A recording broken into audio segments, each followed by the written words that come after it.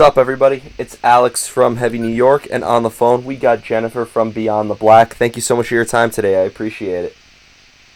Hello. Thank you so much. Yeah, it's so awesome to have you here. The newest album is Horizons. Is this just picking up where you left off after Heart of the Hurricane, or is this like a new beginning in a way for Beyond the Black? I think it is at least a change in Beyond the Black. So when we were writing that album and we wanted to write that album, we started with the thought that we wanted to change a bit in our sound. So we were actually listening to what we are listening on our tour bus. Like, we have a playlist there, and we just, we're thinking about what can we add to our music, what makes it a bit more like what we are listening to at the moment. And that is what is Horizons now. It's a bit less of symphonic and a bit more of electronic and modern stuff. And this is Beyond the Black now. Yeah.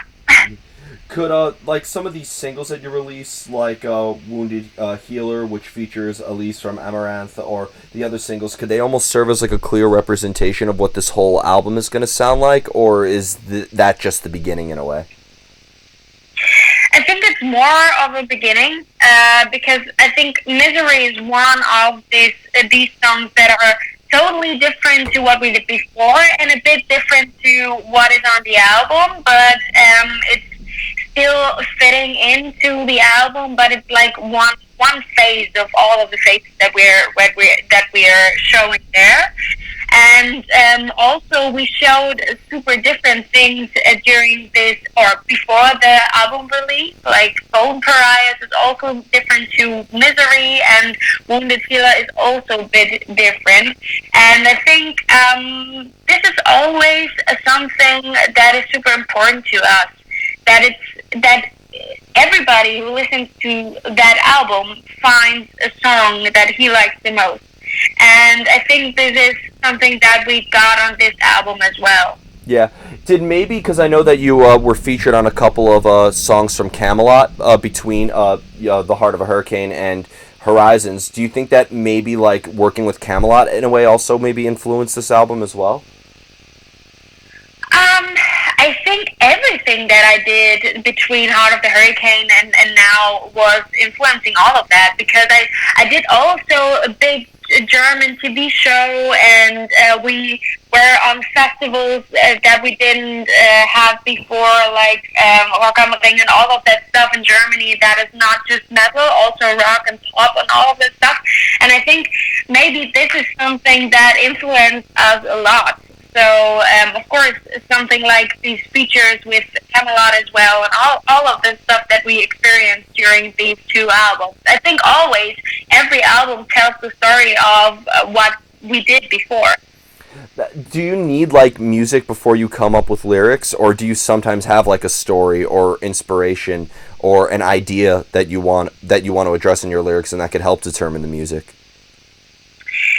It's different. I think for this album, I knew I wanted to write a bit about what we feel with Beyond the Black and in person during this time or during the last 2 years, and that we felt like we wanted to break out of all of that change that we felt in our heads, that we couldn't do that and couldn't do that because of a lot of people telling us what to do and all this stuff, and we didn't want to listen to them anymore.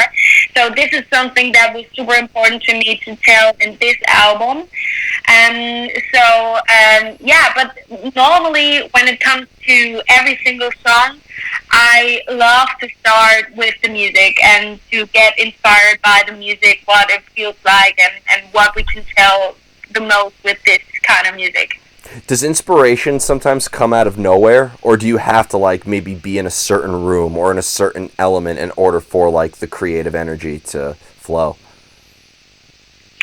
Sometimes it comes out of nowhere. When I think about the song I Won't Surrender, actually, when I went to that session, I wanted to write an up-tempo song.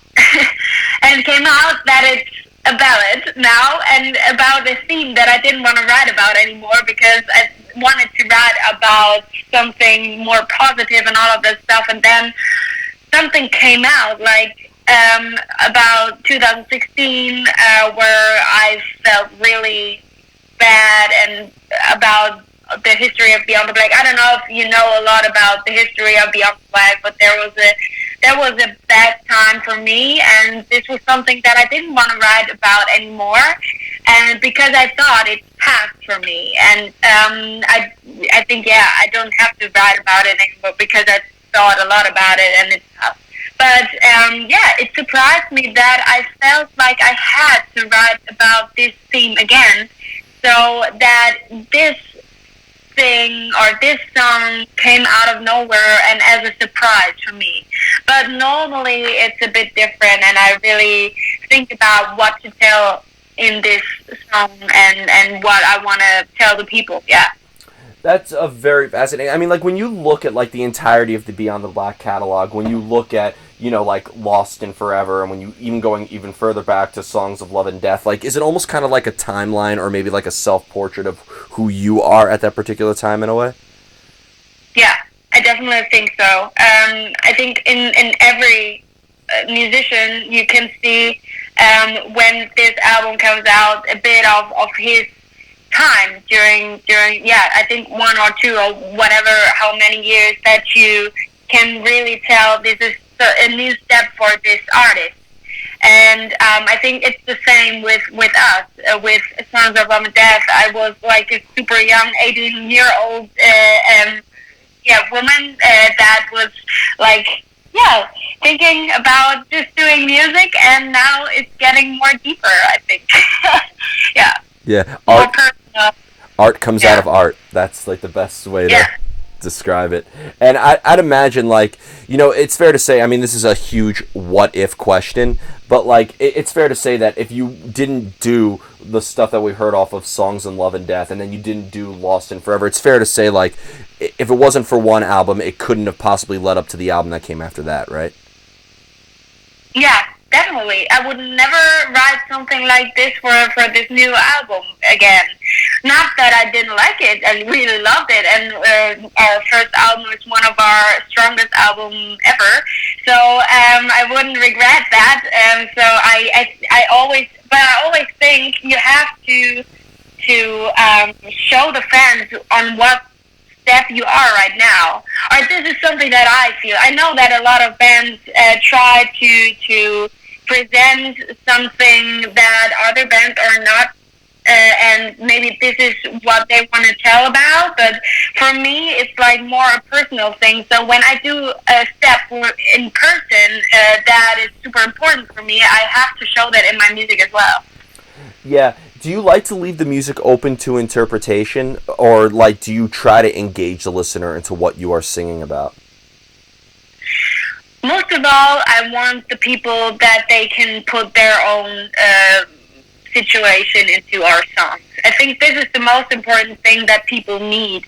Why should you listen to something that you cannot relate to? I think this is super important, especially when I did this German TV show. It was about singing songs of other artists in your kind of way, and this was something that what I felt the most then, or what I learned the most, was that in every single song, everyone could put his own story into and made it to something so emotional that I didn't know that you could make this or take your own story so much into another song or in the story of someone else. You know what I mean? Yeah. Absolutely. You want, like, a listener to, like, start off with the first song and end with the first song. You don't want people to, like, listen to their album on shuffle, right? The best way to say it. Yeah. That is super important for me because I did that track list. Yeah.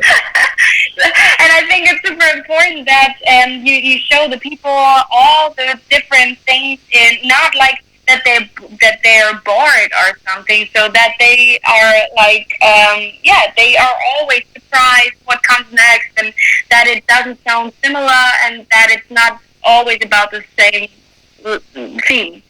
So you heard it here, listeners. You got to start off with Horizons and end with Welcome to My Wasteland, and then you'll have the best understanding of this album. Yes. Yep. And what, you ready for the most difficult question of the whole interview?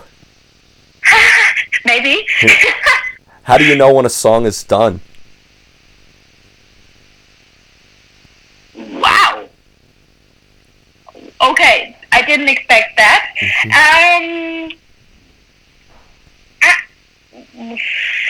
I think mostly I know that when I write a song, how it has to sound in the end. And if it feels right to me in the end, I think, first of all, you have to have a deadline. If you don't have a deadline, you're not getting ready. You're not finishing anything. So I think this is also, if you have not like never-ending time, you wouldn't release anything, I think. So maybe this is sometimes just the one point when you realize, okay, this song is ready now. Yeah, well, I mean, some people would think that if you're making art to meet a deadline, that means that you're rushing it, but I don't think that's the case at all. Like, I think knowing when you're finishing... It depends. It depends, because sometimes in our, I think in our second album, it was such a tight deadline that I thought, okay, we never can finish anything like what we want to do and have to compromise a lot. You always have to compromise. But this time we had like 6 months of just writing songs, and then after that we had like 3 months of just recording. And this is enough time to write a whole album for me. So it's not like too hard to write songs in this time. And then a deadline is super, super important. Yeah. If you think you cannot reach that deadline, it's definitely not good to have a deadline. Well, you also mentioned that you really like to try to capture a moment with your song. So I'd imagine like the longer you work on something too, the harder it is to sort of maintain that emotional spark or that moment in a way, right? Yeah. Yeah. Yep.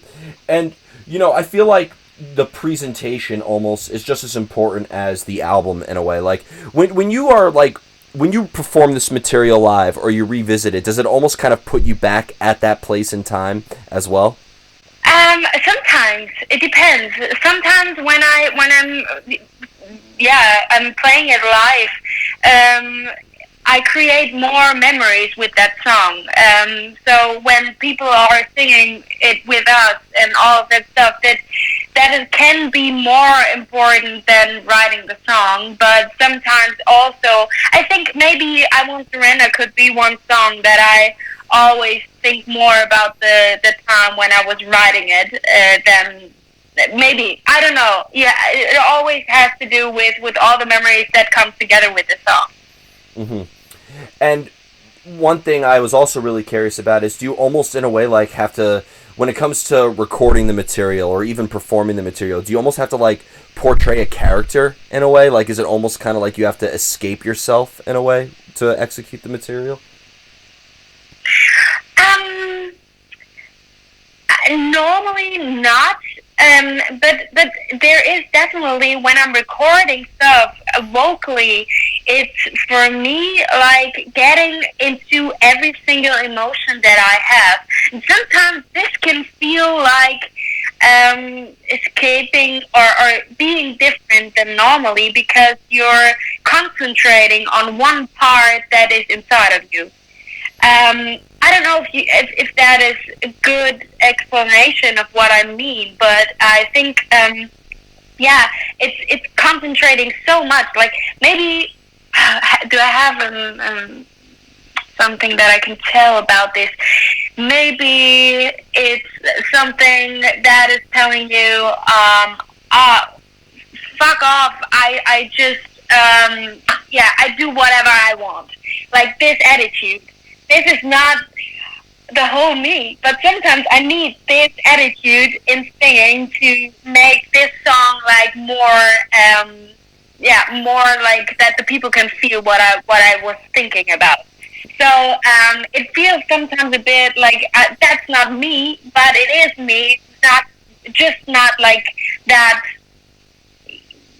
Yeah, you know what I mean? Yeah, absolutely. Because like I got many different vibes from listening to Horizons. Yeah. Like, I thought like Misery was very different from a song like Human, which is very different from a song like You're Not Alone or Out of the Ashes. Like it is, I feel like that there was like, I don't know if this is the right way to say it, but it almost feels like this album was like an emotional roller coaster in a way.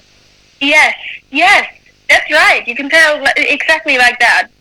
Yep, and that's why I think people should listen to the album chronologically. They shouldn't just listen to it from any angle. They should always start with the first song and end with the last one. Yeah, I would recommend that as well. Yeah, Yep. definitely. Yep. So before we go, I want to thank you so much for your time today. Just obviously, thanks. Thank you. Yeah, of course. Just obviously, thanks to a certain virus that shall not be named. Obviously, shows aren't in the question right now. But I really do want to ask you: is there ever a time where you will bring Beyond the Black to the States one day? We hope so. We tried so often now, but we are still trying. Of course, we cannot plan anything right now, but I think when we can be more sure, we will try again to come over. Yeah, we want you here so bad in New York. I have a lot of people asking, like, when the hell is Beyond the Black coming here? So. Oh, that is so nice to hear, really. We really want to come. Yep. And you'll be welcome here with open arms. But Jennifer, thank you so much, everybody. Thank you. We are here with Jennifer of Beyond the Black. Be sure to pick up Horizons, coming out June 19th, out on Napalm Records. This is Alex from Heavy New York, and we will see you next time.